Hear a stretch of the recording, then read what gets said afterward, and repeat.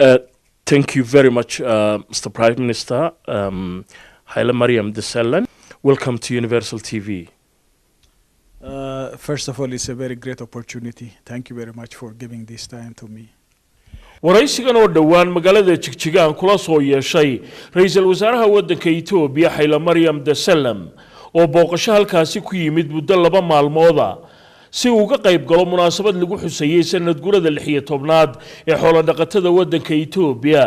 ayaa su'aasha ugu horeysay aan weydiiyay waxay ahayd bal inuu marka hore faahfaahin ka bixiyo sida booqashadiisu ay u dhacday. Oh, my visit is very remarkable. I enjoyed a lot because I have seen in my lifetime that the pastoral community life is changing. ra'iisul wasaaraha waddanka Itoobiya Haile Mariam Desalegn oo su'aashaasi ka jawaabaya ayaa waxa uu yiri booqashadaydu waxay ahayd mid aad iyo aad u wanaagsan aad baanan uga helay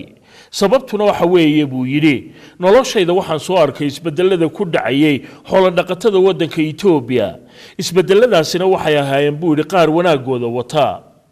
waxaad ka warhaysaa buu yiri in dadkaasi ay dhibaatooyin soo gaareen ilaa taariikhda waddanka Itoobiya intii talada waddankaasi ay hayeen xukuumadihii kala dambeeyay xitaa waqtigan ay talada hayeen ururka EPRDF 15 sanadood ee ugu horeeyay may ahayn buu yiri qaar guulo la sheegi karo laga gaadhay horumarinta xoolo dhaqatada laakiin 10 sanadood ee ugu dambeeyay ayaa laga gaadhay guulo wax ku ool ah sidii loo sameyn lahaa isbedelo ku saabsan nolosha xoolo dhaqatada iyo manaafacaadkoodaba aad baan ugu faraxsanahay buu yiri in arrimuhu imika si wanaagsan ay u socdaan booqashadan aan ku yimid magaalada Jigjiga ma ahayn buu yiri tii ugu horeysay laakiin haddaad imika aragto buu yiri magaalada Jigjiga oo magaalo xaraka badan oo nolol ay ka jirto waxaan ka tiriyay buu yiri imika inay ku yaalaan ilaa 34 hodheel oo waxna laga cuno lana seexdo markii professorkan ka ahaa buu yiri jaamacadda Abromecha waxaan Jigjiga u iman jiray buu yiri qaar ka mid ah daraasadahayga xagga cilmiga waqtigaasi oo ku beegnaa 20 sanadood ka hor iimay suurto gali karin jirin buu yiri inaan helo hodheel wanaagsan oo aan waqtigaasi ku dego waqtigaas oo ku beegnaa ilaa 20 sanadood ka hor laakiin maanta qofka aniga oo kala ah ee yimaada magaalada Jigjiga iyo martida kaleba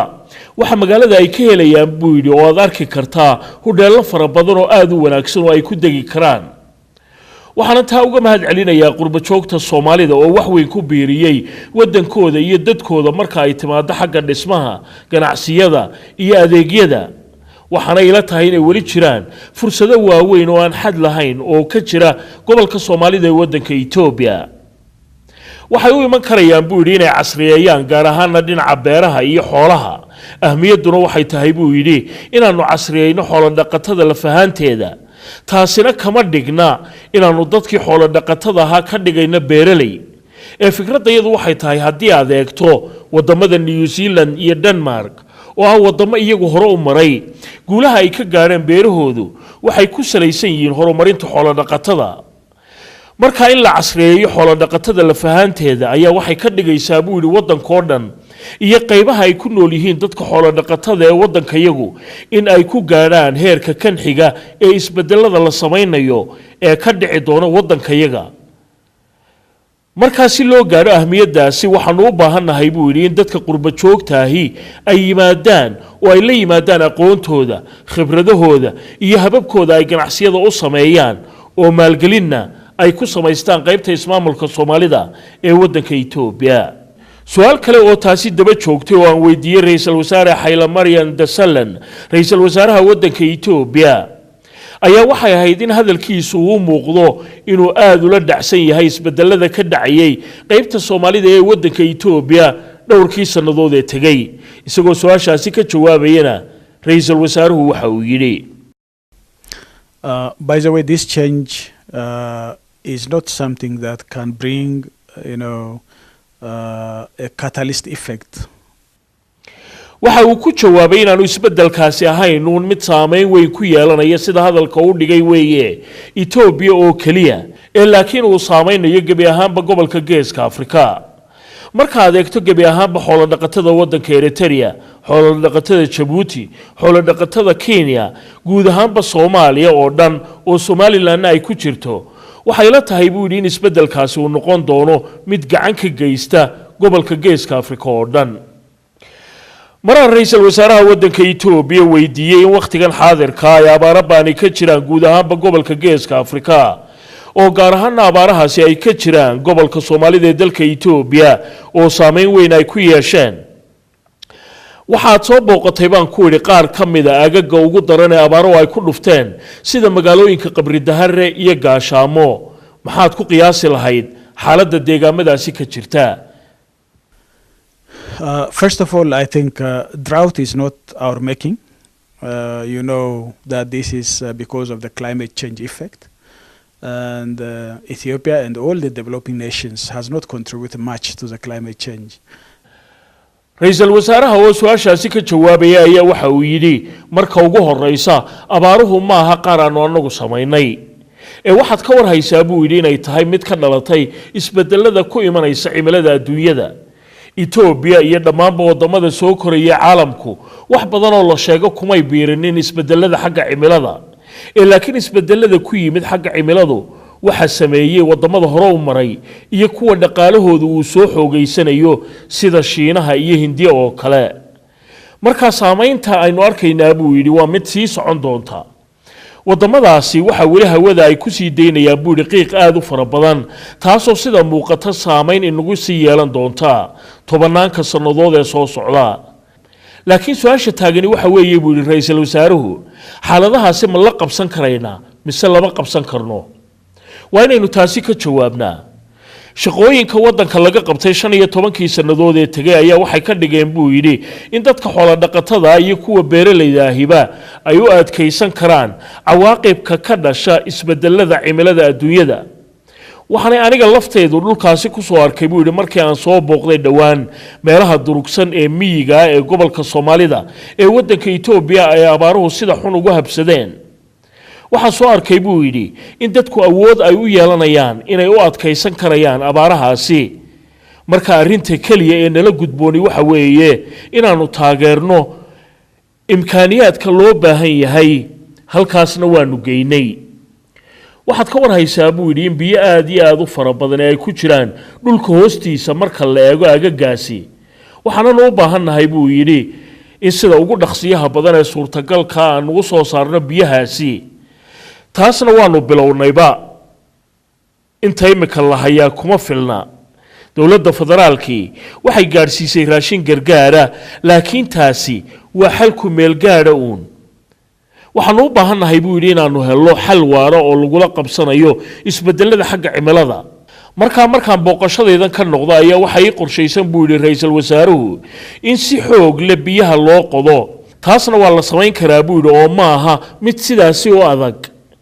iyadoo aanu waxoogaa taageero ka helayno qolyo kale oo iskaashi aanu leenahay laakiin hawshaasi badankeeda aanu anagu dusha u ridanayno. waxaanad og tahay buu yidhi inaanu taasi khibrad u leenahay oo sanadkii hore abaaro aad u baani ay soo mareen waddanka Itoobiya oo dhan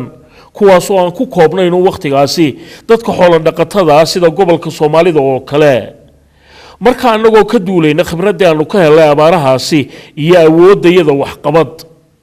waanu maarayn karnaa arrintaasi. laakiin arrinta walwalka weyn lihi waxa weeye buu yidhi ra'iisul wasaaruhu waxaynu xallin karaynaa arrimaha aan mustaqbalka fog ahayn. marka la eego dhammaanba dadka xoolo dhaqatada ee waddanka Itoobiya oo ay ku jiraan dadka Oromadu iyo xoolo dhaqatada reer koonfureedka dhammaanba wada xaajoodyadii aanu la yeelanay maalintii xoolo dhaqatada waxay ku saabsanaayeen sidii loo heli lahaa xal waaro oo kama dambayna oo loo helo dadka xoolo dhaqatada. waxaana xudun u ah xalka iyaga koowaad oo mudnaanta ugu horeysa aanu siinaynaa kaayaga labaadna aanu siinaynaa mudnaanta saddexaadna aanu siinaynaa waa sidii loo heli lahaa buu yidhi biyo. tusaale aad u fiicanna waxa uu noqon karaya buu yidhi sida habboon ee taasi loo sameeyey. waxaana ku qanacsanahay buu yidhi hoggaanka gobolka Soomaalida ee dalka Itoobiya sababtuna waxa weeye 3 sannadood ee tagay waxay ku dhaqaaqeen hawlo xoog leh oo biyaha lagu soo saarayo taasoo tusaale ku filan oo ku dayasho u noqonaysa dhammaanba qaybaha kale ee waddanka Itoobiya. ra'iisul wasaaraha waddanka Itoobiya Haile Mariam Desalegn oo su'aal kale aan ka weydiiyay xaaladaha ka taagan gobolka Soomaalida ee dalka Itoobiya waxaad ka hadashay horumar weyn oo ka socda gobolka Soomaalida laakiin dhibaatooyinka kale ee gobolka ka jira waxa ka mid ah hawlgallada ay wadaan ururka ONLF ee ku kacsan dawladda waddanka Itoobiya oo wali iyagu hawlgalla ka sameeyay qaybo ka mid ah gobolka Soomaalida isagoo taasi ka jawaabayana ra'iisul wasaaruhu waxa uu yiri I think by and large this anti-peace and anti-development group which we labeled it as a terrorist group because they are terrorizing, they are killing people. waxay la tahay marka si guud loo eego kooxdaasi nabadiidka ee horumardiidka oo aan u aqoonsanahay inay argagixisan yihiin iyadoo sababtuna ay tahay iyagoo dadka argagax geliya oo laayo awgeed marka la eego xuquuqda dadka waxa dastuurka iyagu uu si cad u qeexaya xuquuqda dadka Soomaalida mana aha uun xuquuqda dadka Soomaalida oo kaliya laakiin xuquuqaha dhammaan qoomiyadaha kala duwan ee dalka Itoobiya waxaana taasi loo ixtiraamayaa si markaasi wax ka bedel loogu sameeyo nolosha dadka marka waqtigan xaadirka ama waxaan oran karaa 10kii sanadood ee ugu dambeeyay isbedel xoog leh oo xagga horumarka ayaa gobolkan ka jiray marka dadku waxay fahmeen kayaga federaalka ah ee dimuqraadiga ah uu yahay hanaanka damaanad qaadaya xuquuqdooda guud ahaan gobolka Soomaalida waxa si xoog leh iyo si mug leh looga isticmaalaa luqadda af Soomaaliga oo lagu isticmaalo telefishinada maxkamadaha gobolka oo dhan luqadda rasmiga ah ee lagaga shaqeeyo gobolkuna waa af Soomaali sidii waqtiga uu ka dambeeyay ay u soo xoogeysanayay luqadda af Soomaaligu imika waxay gaadhay in jaamacadda magaalada Jigjiga laga sameeyo shahaado digriya oo af Soomaaliya oo laga qaadanayo Itoobiya marka waxa dhacay isbedel weyn oo wax ku oola gobolkuna isaga ismaamula arinta ay ka talintuna waxay tahay buu yiri mid rukun weyn oo ah dastuurka iyaga waddanka Itoobiya marka la eego dastuurka iyaga kooxdan kacdoonada wada ama argagixisada aad soo hadal qaatay waa waqtigoodii qaar uu dhamaaday laakiin waxa jira xubno yar oo fara ku tirayso oo meelaha qaar jooga laakiin dadka gobolka Soomaalida ayaa eriyaday oo baacsaday oo meel walba ka saaray wana dadweynaha kuwa la dagaalamay wana dadweynaha kuwa nabadda doonaya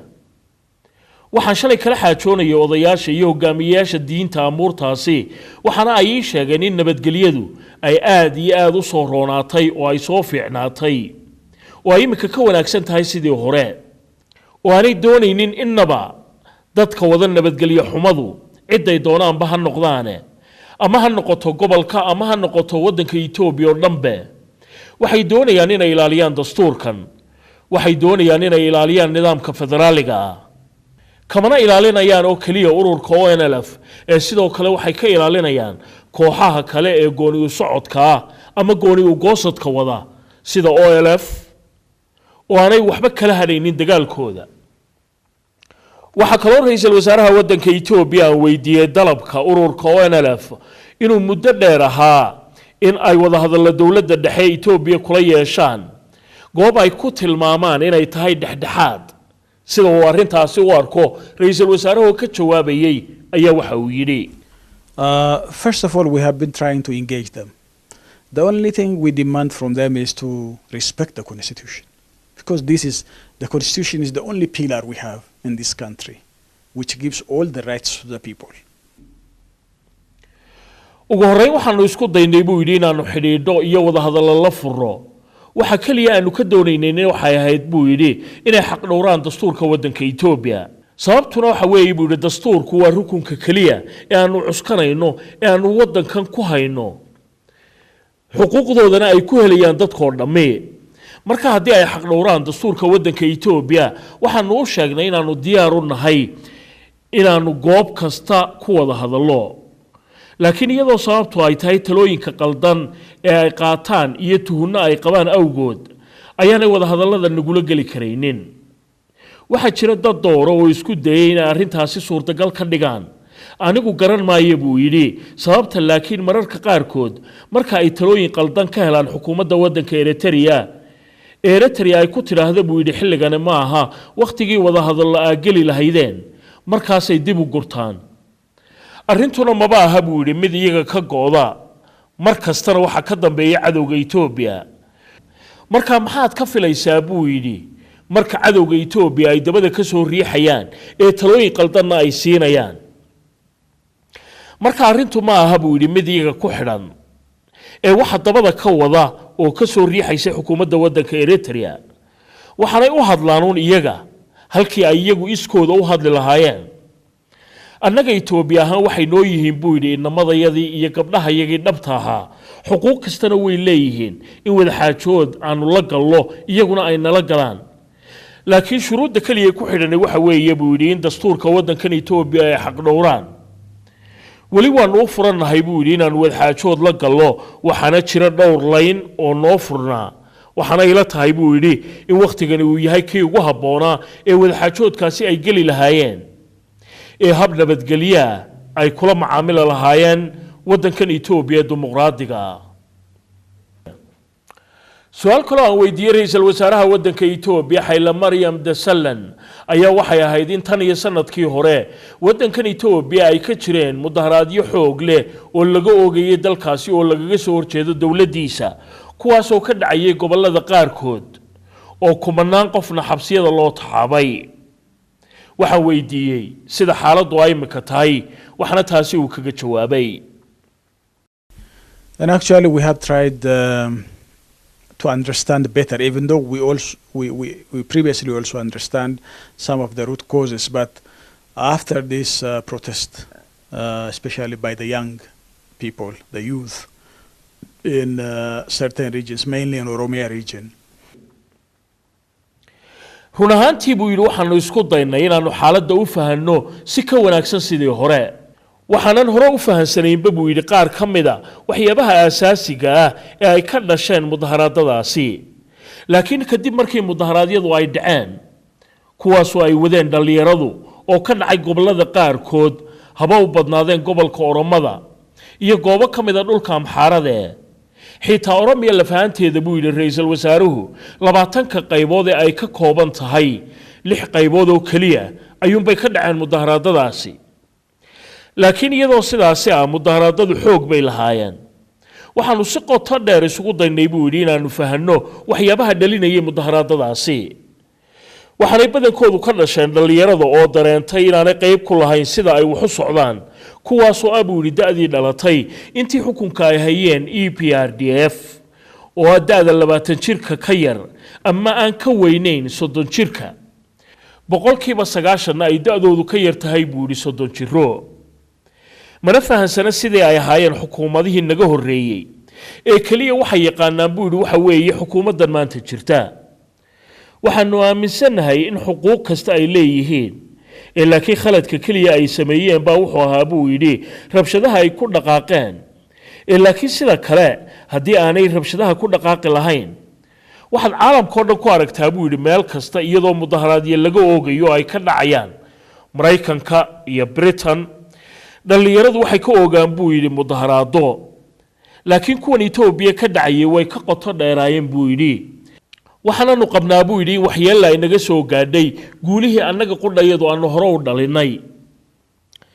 ardayda loo qoro waxbarashada dugsiyada hoose ee waddanka Itoobiya waa 100% waxbarashada dugsiyada sarena aad iyo aad bay u sii xoogaysatay haddii aan kuu sheego buu yidhi tirakoobyada aanu hayno marka la eego 100 milyan ee ay ka kooban yihiin dadka waddanka Itoobiya 42 milyan oo qof oo ka mid ah ayaa da'doodu ay u dhaxaysaa buu yidhi 15 jiro ilaa 30 jiro waxaad eegtaa dadka da'daasi iyo xaaladahoodu kama jiraan buu yidhi wadamo fara badan oo Afrikada kale marka wadan ahaan loo eegana dalalka kale Afrika dadyoogooda badankooda tiradoodu way ka yar tahay buu yidhi ilaa 10 milyan oo qof laakiin annagu waxaanu haynaa 42 milyan oo qof oo dhalinyaro oo da'doodu ay u dhaxayso 15 jiro ilaa 30 jiro waana qiyaasi karaysaa buu yidhi wadan imika ka soo baxaya saboolnimadii oo dusha u ritay culayska dhalinyarada intaasi leeg oo soo maray buu yidhi nidaamkii waxbarashada marka haddaan shaqooyin loo abuurin dhalinyaradaasi waxa iska cadaana in ururkii kasta dhinaca siyaasadii uu majar habaabin karayo oo uu ku oran karayo sababahaas iyo sababahaas ayaa shaqooyin ku weydeen markaas way rumaysanayaan waana sababtaasi ta asaaska u ahayd buu yiri mudaharaadadaasi sababta labaadna waxa weeye iyadoo tiradoodu ay sidaasi u badan tahay ayaa waxa aad iyo aad u xadidan dariiqii dhinaca siyaasadda ee gaar ahaan ay ku heli lahaayeen ururo xagga bulshada rayidka marka waxaanu daraasadaynay oo aanu dareensanahay buu yidhi in dhalinyaradaasi uu galay dareena in la dayacay oo la go'doomiyey maadaama aanay jirin buu yidhi dariiqyadii kale ee ay kaga qayb qaadan lahaayeen waxyaabaha ka socda waddanka Itoobiya marka waxay la tahay inaanu dib u habayn ku sameeyno nidaamkayaga oo aanu u bedelo buu yidhi in ururada bulshada rayidkii ay kaalin mugle ka qaataan arrimaha waddanka Itoobiya khaasatan kuwa dhalinyarada si markaasi dimuqraadiyadda ay ugu muujin karayaan buu yidhi dhalinyaradu cadhada markaasi ay qabaan ee ku dhalata marka haddii ay sidaasi noqoto dimuqraadiyaddu waxay ogashahay in mudaharaadadu ay dhici karaan ee laakiin waa inaanay marnaba noqonin qaar rabshado wata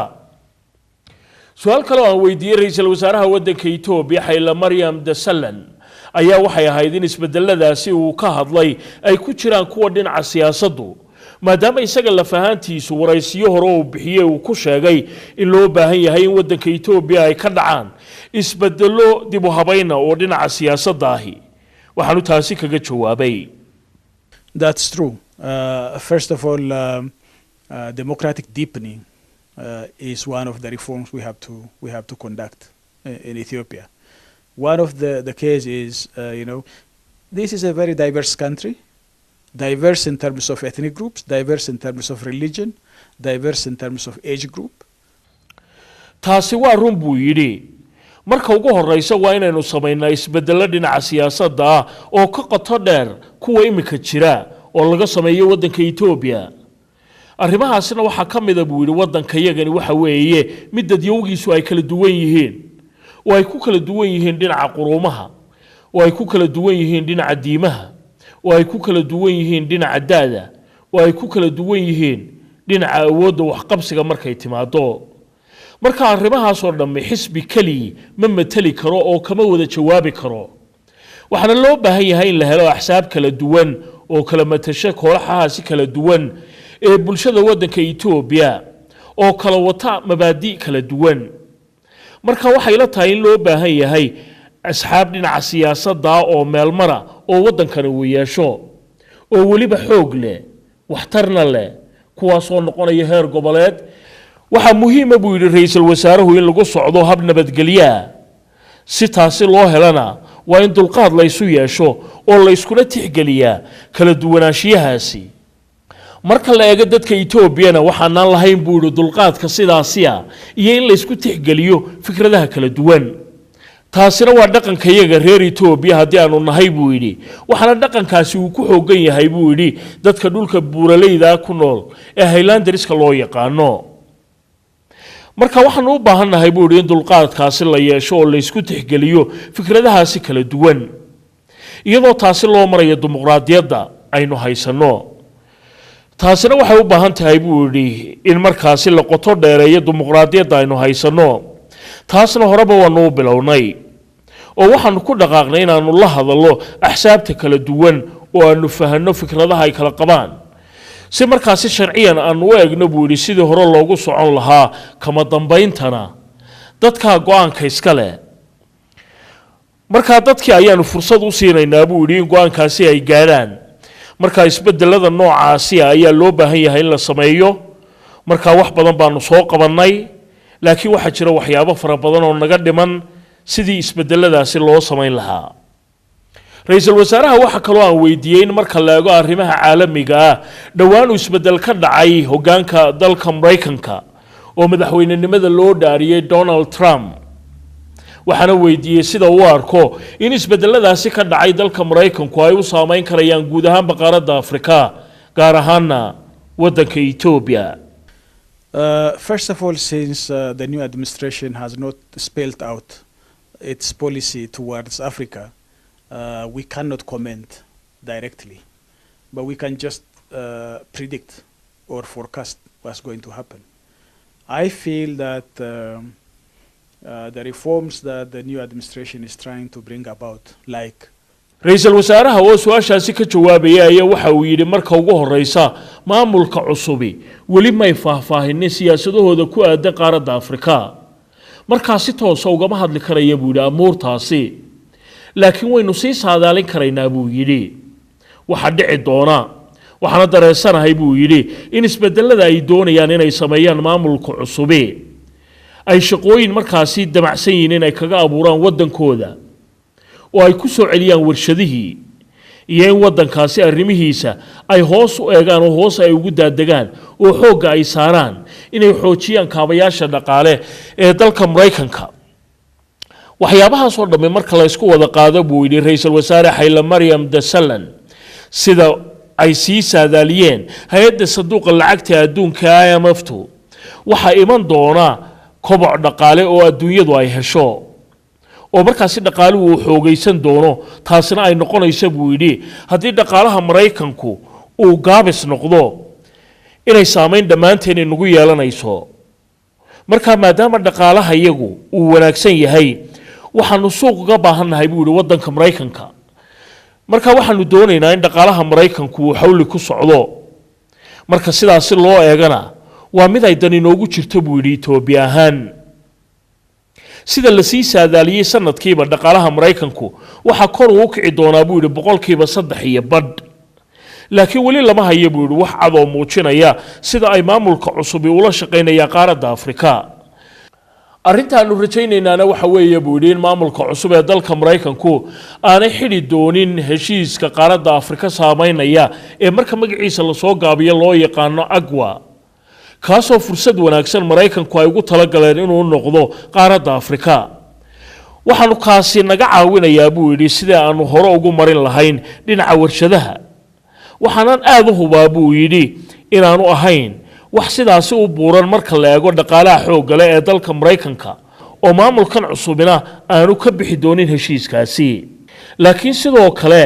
ilaa la isfaragelinin arrimaha gudaha wadamada kale ayaa mid aad iyo aad u wanaagsan haddii ay saameynayso qaaradda Afrika waayo mararka qaarkood ayaa qaar ka mid ah maamulada waddanka Mareykanka soo maray waxa faragelin ay ku sameynayeen arrimaha gudaha ee wadamada kale annaga Afrikaan ahaanna waxay nala tahay oo aanu jecel lahay in dhibaatooyinka qaaradda Afrika ay xalliyaan Afrikaanka la fahantoodu su'aal kale oo ra-iisul wasaaraha weydiiyay ayaa waxay ahayd in xiriirka ka dhaxeeya waddankiisa iyo Eritrea uu yahay mid aan lagu tilmaami karaynin dagaal inuu jiro isla markaasna nabadgelyo la sheegaana aanay jirin xaaladda sidaasi ah muxuu ku macnayn karaa I think as far as the Ethiopian policy towards resolving our conflict with Eritrea is concerned, it's pretty clear. We say that this problem has to be resolved through a civilized dialogue around the table. ra-iisul wasaaraha oo su'aashaasi ka jawaabaya ayaa waxa uu yidhi markaan ka hadla buu yidhi siyaasadda waddanka Itoobiya oo ah sidii loo xallin lahaa khilaafaadka naga dhaxeeya annaga iyo Eritrea waa mid cad buu yidhi oo waxaanu qabnaa inay tahay in dhibaatadaasi la xalliyo iyadoo loo marayo buu yidhi wada hadallo ilbaxnimo ku qotoma oo miiska la soo wada fadhiisanayo dhowr goor ayaanu arrintaasi ugu baaqnay buu yidhi dhagahana laga furaystay dhawaaqyadii aan u soo jeedinaynay waddanka Eritrea iyadoo isla weyni iyo qabweyni iyo liidnimo ay ku jirto buu yidhi hoggaanka waddanka Eritrea oo isla weynidaasna ay ka keentay buu yidhi inaan taasi la aqbalin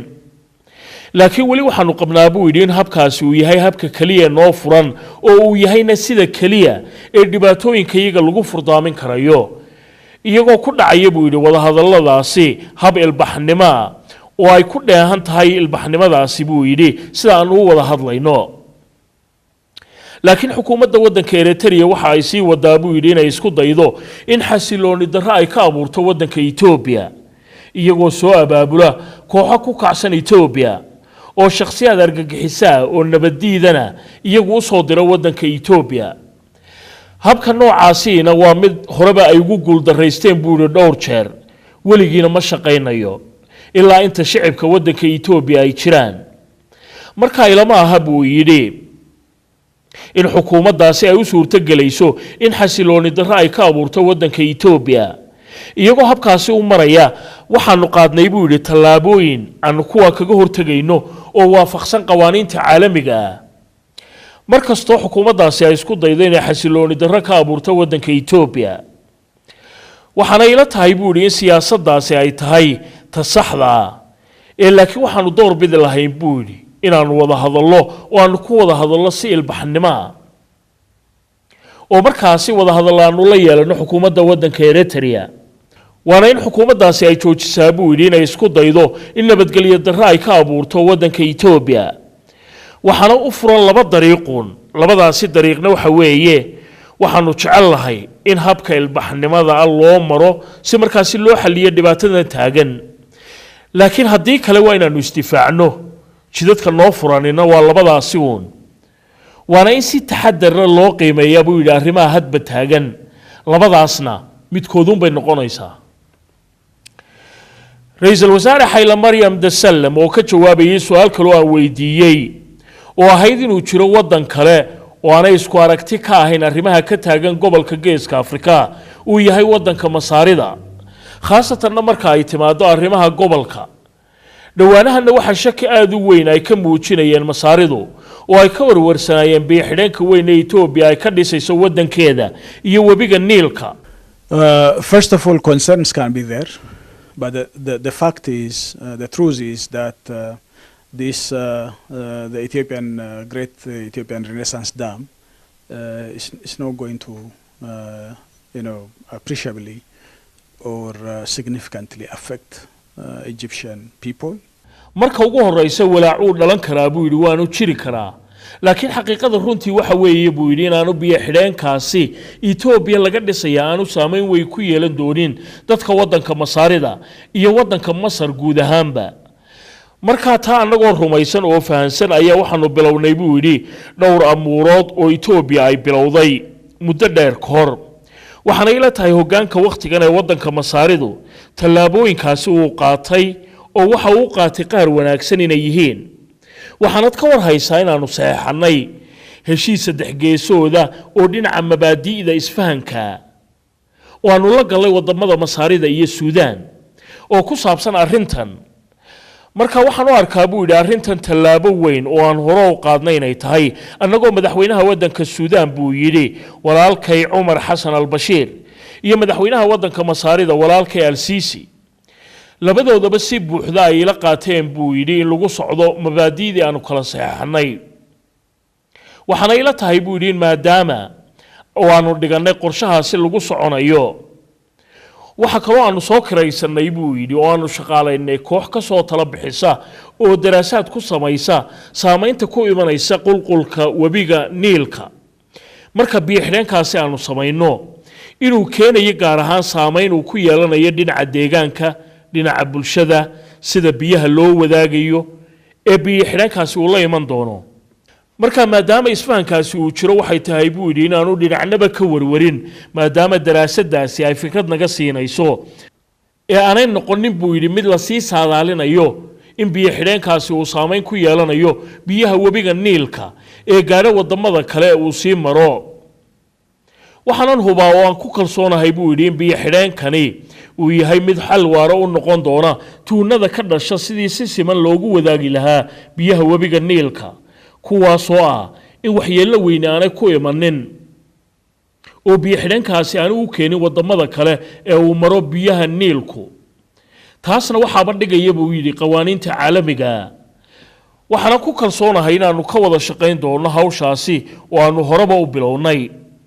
ilamana aha in hantaaqooyinka yaryar ee mararka qaarkood soo baxaya ay carqalad nagu noqon doonaan marka ay timaado tubta weyn ee aanu horeba u qaadnay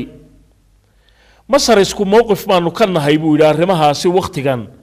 marka wax dhibaato ma jiraan xukuumadda imika haysa talada waddanka Masaaridu waa mid furfuran oo u diyaaray in wada xaajoodiya la galo waxaana si dhab ah ay u rumaysan tahay in arrimahan ay nagala shaqeeyaan gaar ahaan madaxweyne al-Sisi waxaase jira buu yidhi wadamo isku dayan ee arrimahaasi buunbuuniyaan si markaasi shaki badan uu abuurmo dabcanna ma qarin karayo buu yidhi inay jiraan shakhsiyaad masaariya oo wax kastoo Itoobiya ka dhaca u isticmaala in xasilooni darro ay kaga abuuraan waddanka Itoobiya warkaasina waa mid aan qarsoonayn oo laga wada dheragsan yahay oo warbaahintana galay oo aadna ka war haysa buu yidhi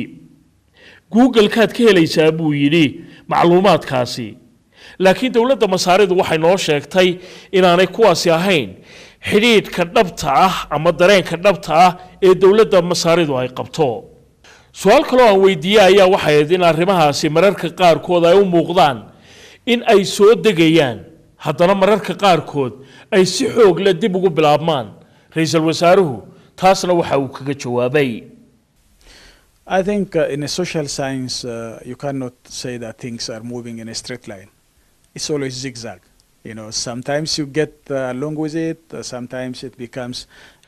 waxay la tahay buu yidhi in marka la eego cilmiga bulshada aan laba odhan karaynin arrimuhu mar kasta si isku mid ah oo siman ayay u socdaan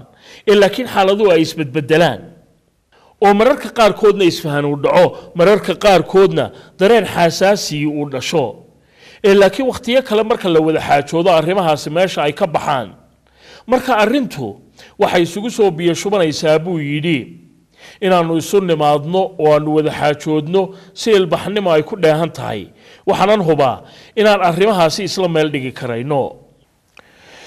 ra'iisul wasaaraha waddanka Itoobiya ayaa waxa weydiiyay in arrimaha dalka Soomaaliya ay dhakafaar weyn ku ahaayeen muddo dheer wadamada kale ee gobolka iyo beesha caalamkaba oo dhawaanna la doortay afhayeenkii baarlamaanka iyo ku-xigeenadiisii iyo gudoomiyihii aqalka sare ee baarlamaanka Soomaaliya oo beesha caalamkuna ay sugayaan doorashada madaxweynaha cusub ee Soomaaliya sidee ayuu markaasi u arkaa sida haatan ay u socdaan arrimaha waddanka Soomaaliya ra'iisul wasaaraha waddanka Itoobiya Haile Mariam Desalegn oo su'aashaasi ka jawaabayay waxa uu yidhi I think I'm grateful to the leadership in Somalia at this moment, the entire leadership, both at the federal as well as regional states, because they are the ones who are leading this process and they have steered it in a manner that can help the Somali people. waxay la tahay buu yidhi oo aan ku ammaanayaa hoggaanka imika haya talada waddanka Soomaaliya waa hoggaanka oo dhane heer federaal iyo heer maamul goboleedba sida arrimuhu imika ay u socdaan sababtuna waxa weeye buu yidhi waa iyaga kuwa hoggaaminaya hanaankani waxaanay u wadaan buu yidhi si tabantaabin karaysa dadka Soomaaliyeed gaar ahaanna inay wax ka qabtaan buu yidhi wakiilada matalaya dadka Soomaalidu waxaana si cadaalad ay u doorteen buu yidhi wakiiladooda baarlamaanka iyo hoggaanka baarlamaanka labada aqal ee waaweyn ee baarlamaanka federaalka iyo ka kale ee aqalka sare oo marka dambena ay dooranayaan madaxweynaha lana magacaabi doono ra'iisul wasaaraha iyo golaha wasaaradda lagamana filan karaynin buu yidhi inay sameeyaan wax intan ka badan marka la eego xaaladaha Soomaaliya haatan ka jira waana inaynu fahansanahay buu yidhi dhibaatooyinka Soomaaliya ay ka soo baxayso oo marka haddii aanad fahansanayn wixii la soo maray oo aad ka filato sida arrimuhu ay u socdaan hanaan caadi ah inuu noqdo marka sawir buuxa kama qaadan karaysid waa inaad xaaladaha u eegtaa buu yidhi sida yihiin waxaan rumaysnahay in wadamada gobolka iyo beesha caalamkuba in marka waxa kaleba laga tago hoggaanka dalka Soomaaliya iyo dawladda Soomaaliyaba ay qaadeen tallaabooyin adag oo dhiirigelin leh oo hore loogu socday waxaan tacsi u dirayaa buu yidhi dadkii ku riiqday weerarkii ururka al-shabaab ee argagixisada ah ee xidhiidhka la leh al-qaacida ay dhawaan ka geysteen magaalada Muqdisho waana in dalka Soomaaliya ay ka joogsadaan buu yidhi xaaladaha sidaasi waxaanu u baahannahay buu yidhi hoggaan adag oo joojiya arrimaha sidaasi ah iyagoo taageero ka helaya wadamada kale iyo beesha caalamkaba waxaana rumaysnahay inay arrintani tahay buu yidhi mid muujinaysa sida xaaladu ay uga qasan yihiin ururka al-shabaab sababtuna waxa weeye buu yidhi waxay ka warhayaan in marka xukuumadda cusub la sameeyo ee dadkuna ay aqbalaan isla markaba inay wiiqmi doonaan waa ururka al-shabaab oo lagana tirtiri doono dalka Soomaaliya mabaadi'doodu buu yidhi waa qaran diinta islaamka ku soconeen waa si qaar ka soo horjeeda waxyaabaha islaamku ay aaminsan yihiin ee markaasi ay qiimeeyaan waxaan shakhsiyan rumaysnahay buu yidhi in Soomaaliya ay ku socoto dhabihii saxda ahaa laakiin ma filan karayo in arrimahoo dhammi si turxaan la'aana ay u sii socdaan marka la eego sida xaaladaha Soomaaliya ay yihiin arrinta muhiimkii waxa weeye buu yidhi in marka la eego dalka Itoobiya ay wiilashayadii iyo gabdhahayagii dhiigooda u daadinayaan sidii loo xasilin lahaa Soomaaliya iyo dadka Soomaalida iyo gobolkuba guud ahaan arrimahaasina annaga wayna khuseeyaan buu yidhi maadaama aanu nahay waddan gobolka ku yaala oo xidhiidh dhowna la leh oo xagga dadka ah waddanka Soomaaliya waxaan rumaysnahay hanaanka imika socda inuu keeni doono dawlad meel mara laakiin annagu waxaanu diyaar u nahay buu yidhi inaanu la shaqayno cidda kasta ee ay soo doortaan dadka Soomaalidu shakhsiyanna waanu naqaanaa buu yidhi dhammaanba dadka u tartamaya inay hogaamiyaan waddanka Soomaaliya dhammaantoodna waanu la shaqayn karnaa Soomaaliyana hore waanu ula soo shaqaynay kuwii ka soo taliyay xaalado halkaas ay marayaan waxaana rajaynayaa buu yidhi oo aan filayaa in natiijo wanaagsan ay uga soo bixi doonto saaxiibadayada waddanka Soomaaliya ra'iisul wasaaraha waxaan weydiiyay oo kale in hadalkiisu u dhacayo iyo in kale inaanay lahayn murashax markaasi ay door bidayaan inuu doorashada ku soo baxo Well, those who are working with us now, we are very close friends, and if the status quo continues, then we like it. But that doesn't mean that that preference, excludes others. kuwaanu imika la shaqayno waxaanu nahay buu yidhi saaxiibo aad isugu dhow haddii xaaladuhu ay ku sii socdaan sidaasna waanu jeclaan lahayn buu yidhi laakiin taasi kama dhigna in doorbididaasi ay tahay mid naga reebaysa ama naga xidhaysa dadka kale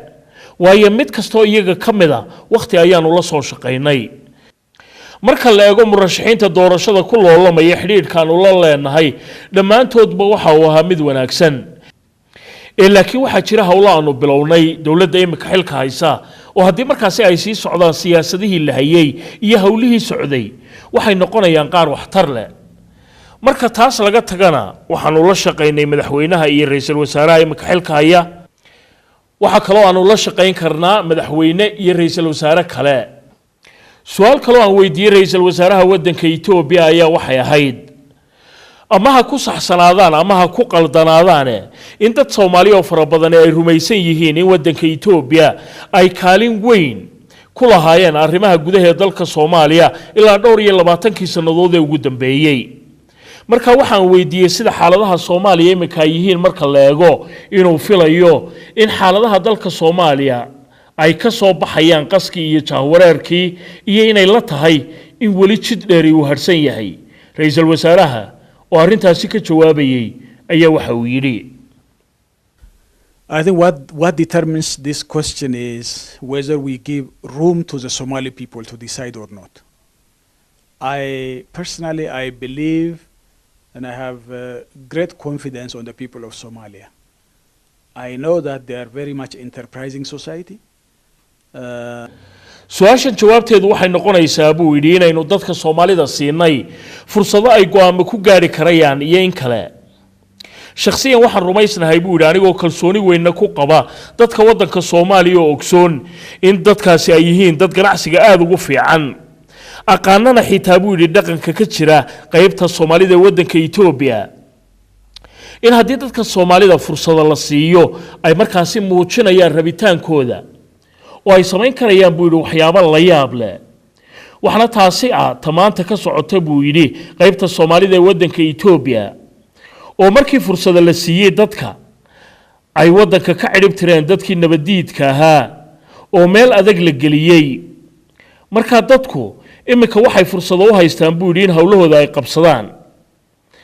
marka haddii al-shabaab la cirib tiro dadka Soomaaliduna waa dad wax qabsan karaya aan ku sheegay waxa saaxiibada u sheegayay buu yidhi maalin dhaweyd in marka laga hadlayo magaalada Muqdisho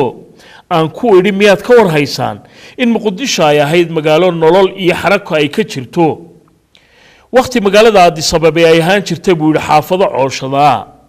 waxaana taasi muujinaysaa buu yidhi in dadka Soomaalidu ay ahaayeen oo welina ay yihiin dad hal abuur leh oo ganacsigana ku fiican laakiin waxa kaliya jira ay tahay buu yidhi inaan fursado la siinin iyadoo sababtuna ay tahay dagaalkan gudahooda iyo mabaadi'da qaldan iyo dadkoo aad loo xadiday buu yidhi wixii rabitaankooda ay ku muujin lahaayeen markaa fikradayadu waxa ay tahay buu yidhi inaynu u howlgallo sidii Soomaalida loo siin lahaa marinka muhiimka iyo fursadahaasi waxaana arki doontaa buu yidhi iyagoo si aad dhaqso isugu bedelay oo xitaa imika nabadgelyo daro ama nabadgelyo yari una ay ka jirto dalka Soomaaliya 6 ilaa 5 sanadood ee ugu dambeeyay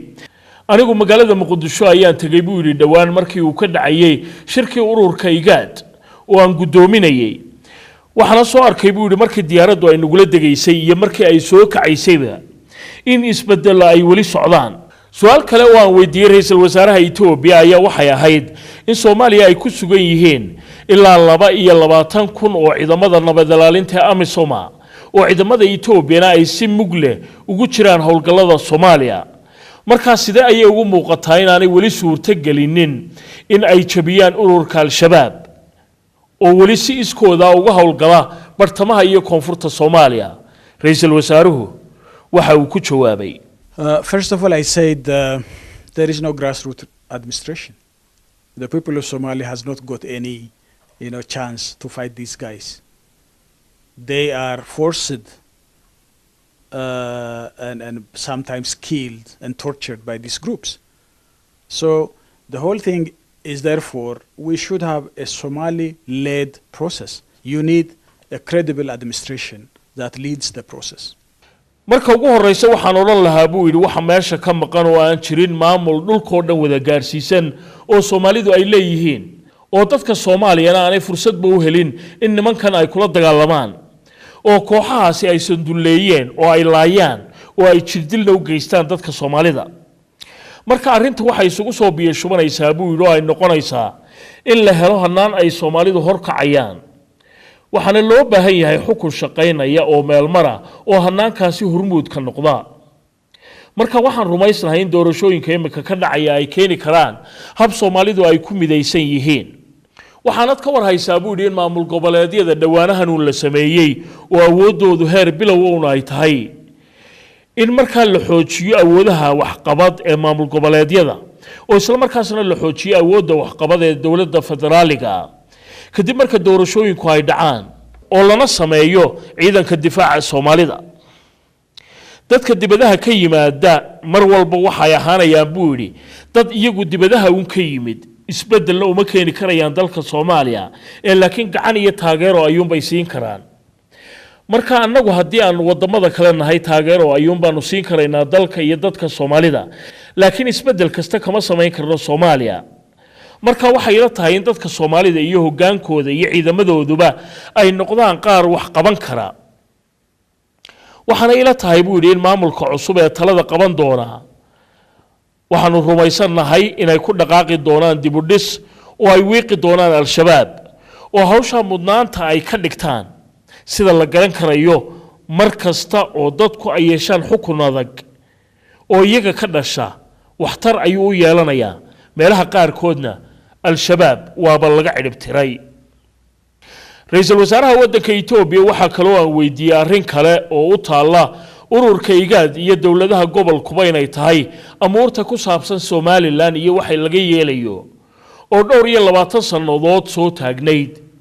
walina taagan iyadoo Somaliland ay dawladi ka jirto laakiin aan la aqoonsanayn waxaana ka war hayaabaan ku yiri ra'iisul wasaaraha in dawladdaadu ay la macaamisho oo arrimo badan ay ka wada xaalaan xiriirka dhaqaalaha horumarinta dekedda Berbera iyo marinkeeda iyo arrimo kale oo ay ka mid yihiin kuwa ammaanku sidaba marka isugu wadaysaan Soomaaliya iyo Somaliland ra'iisul wasaaraha Itoobiya oo arrintaasi ka jawaabayna waxa uu yiri First of all the Somaliland and Somalia proper issue is that of their own. And I was so much encouraged when the current president has launched a dialogue process between Somaliland administration and Somalia as a nation. waxaan marka hore oran lahaa buu yiri arrinta Soomaaliya iyo Somaliland inay tahay mid u taala Soomaalida oo u khaasa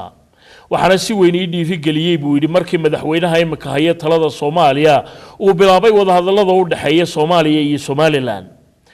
waxaana ila tahay buu in kuwaasi ay noqdaan qaar macno leh si markaasi loo xalliyo dhibaatadaasi sida ugu dhaqsaha badan ee suurtagalka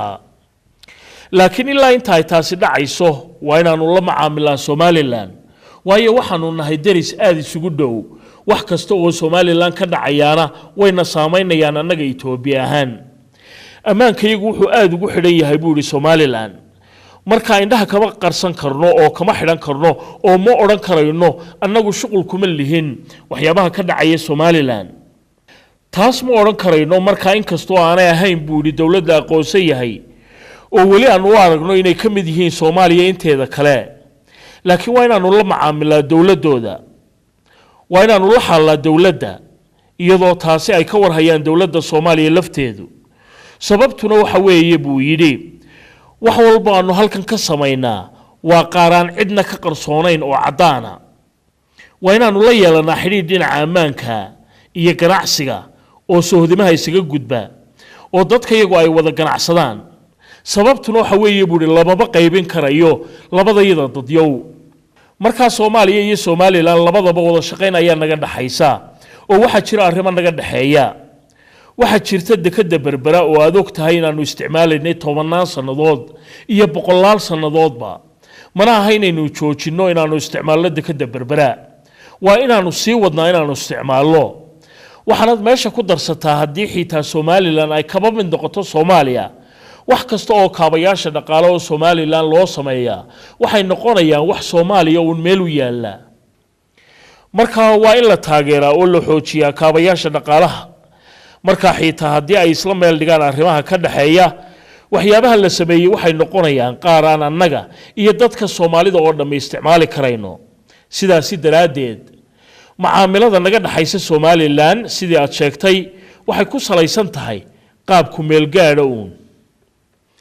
waxaan ra'iisul wasaaraha weydiiyay su'aal kale oo taasi daba joogtay waxaan ku idhi Somaliland waxa ay doonaysay walina ay doonaysaa in madax banaani ay ka qaadato Soomaaliya inteeda kale marka ay timaado beesha caalamka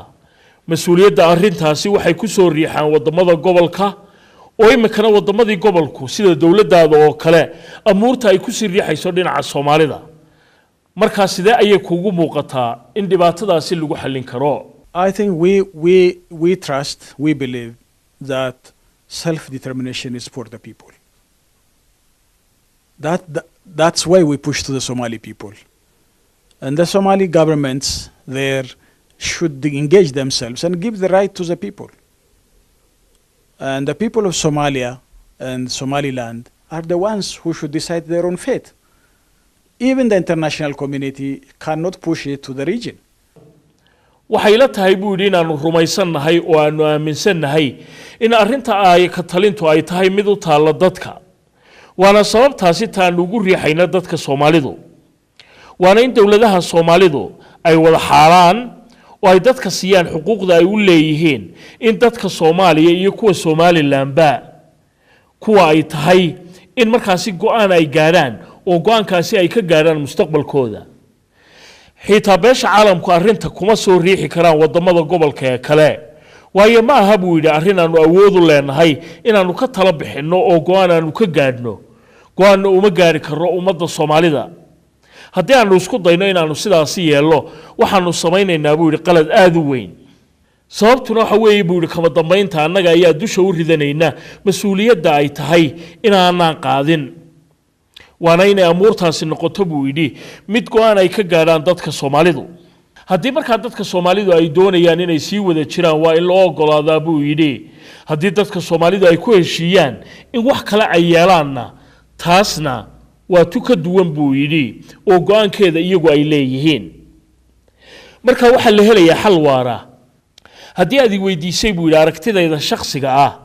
waxaan rumaysnahay inaanay Somaliland gooni uga bixin Soomaaliya inteeda kale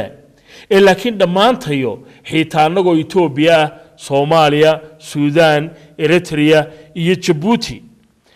aanu isku noqonno buu yiri wadan kaliya oo midaysan laakiin taasi imika suurtagal ma aha buu yiri oo laguma dhawaaqi karayo in wadan kaliya ay noqdaan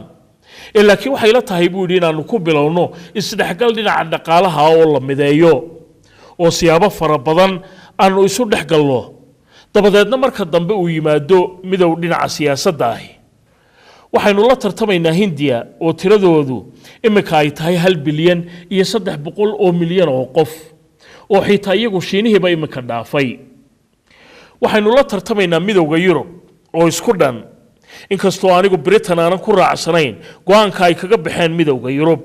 oo aan u arkay inay tahay talaabo qaldan waxaynu la tartamaynaa Brazil oo iyadu ah wadan awood weyn leh markastoo awooddaadu ay sii weynaatana way ku sahlanaanaysaa buu yidhi inaad tartan geli kartid oo aad ku tartami kartid suuqyada caalamka markasta oo la sii qaybsamana waxa la sii ahaanayaa qaar baahidu ay dishootay yaa ka macaashay buu yidhi markii ay ka gooyeen wadamadii ay ka mid ahaayeen bal hadda waxaad eegtaa Eritrea oo waxaad eegtaa South Sudan maxay tahay natiijada ka dhalatay macnuhu ma aha inaad goosato oo aad ku macaashaysid waase haddii uu jiro buu yidhi isfahan macno leh oo u dhaxeeya qolyaha isu tegaya markastoo awooddaadu ay sii weynaato waxaad noqonaysaa cid tartan geli karaysa waxaa jira tartanka caalamiga oo ay tahay inaynu indhaha u furro oo ay noo muuqdaan waxyaabaha dunida ka dhacaya oo haddii aad doonayso inaad isbeddel samayso oo dadkaaga noloshooda aad wax ka beddesho marka anigu waxaan noqonayaa nin u hadla nin awoodda la ballaadhiyo oo aan la sii qaybsamin laakiin anigu ma ihi cidda taasi go'aankeeda iska leh waana mid dadka u taala intaasna waxa ku dhan waraysigii dhawaan magaalada Jigjiga aan kula soo yeeshay ra'iisul wasaaraha waddanka Itoobiya Haile Mariam Desalegn